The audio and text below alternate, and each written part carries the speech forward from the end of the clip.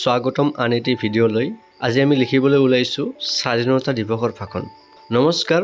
আজিৰ সভাত উপস্থিত থকা সভাপতি মহোদয়, শ্ৰদ্ধাৰ শিক্ষক শিক্ষয়িত্ৰীসকল, বন্ধু বান্ধৱীসকল আৰু মোৰ মৰমৰ ভাইটি ভণ্টিসকল, প্ৰথমতে আপোনালোকক সকলোলৈ ৮০ সংখ্যক স্বাধীনতা দিৱসৰ আন্তৰিক শুভেচ্ছা আৰু শুভকামনা জ্ঞাপন কৰিলোঁ।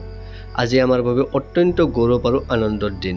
1947 চনৰ এই দিনটোতে অৰ্থাৎ 15 আগষ্টত আমাৰ মাতৃভূমি ভাৰতবৰ্ষই দীৰ্ঘদিনীয়া ব্ৰিটিছ শাসনৰ দাসত্বৰ শৃংখল ফালি চিৰদিনৰ বাবে স্বাধীন হৈছিল। আজীৱন দেশৰ বাবে সংগ্ৰাম কৰি যোৱা মহান স্বাধীনতা সংগ্ৰামীসকলক আমি গভীৰ শ্ৰদ্ধাৰে স্মৰণ কৰিছোঁ।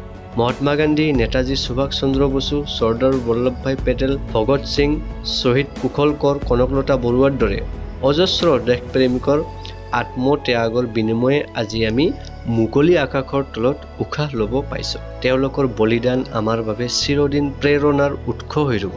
স্বাধীনতা লাভ কৰাৰ পিছৰ দশকসমূহত আমাৰ দেশে বিজ্ঞান, প্ৰযুক্তি, শিক্ষা, কৃষি আৰু অৰ্থনীতিৰ প্ৰতিটো ক্ষেত্ৰত অভূতপূৰ্ব অগ্ৰগতি লাভ কৰিছে। বিশ্বৰ দৰবাৰত আমাৰ দেশখনে এক শক্তিশালী ৰাষ্ট্ৰ হিচাপে নিজৰ পৰিচয় প্ৰতিষ্ঠা কৰিবলৈ সক্ষম হৈছে। কিন্তু কেৱল স্বাধীনতা লাভ কৰাটোৱে আমাৰ শেষ লক্ষ্য হ'ব নোৱাৰে। দেশক আগুৱাই লৈ যাবলৈ আমাৰ দায়িত্ব এতিয়াও বহু বাকী আছে। দৰিদ্ৰতা, দুৰ্নীতি, অসমতা আৰু নিবনুৱা সমস্যা দূৰ কৰি এখন সবল, সমৃদ্ধিশালী আৰু আত্মনিৰ্ভৰশীল ভাৰতবৰ্ষ গঢ়ি তোলাটো আমাৰ প্ৰতিজন নাগৰিকৰ কৰ্তব্য।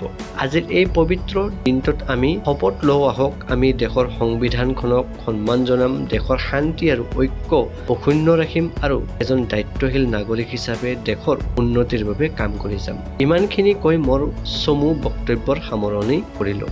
ধন্যবাদ। ভাৰত মাতা কি জয়, বন্দে মাতৰম। আকৌ এবাৰ স্বাধীনতা দিৱসৰ শুভেচ্ছা জ্ঞাপন কৰিলোঁ।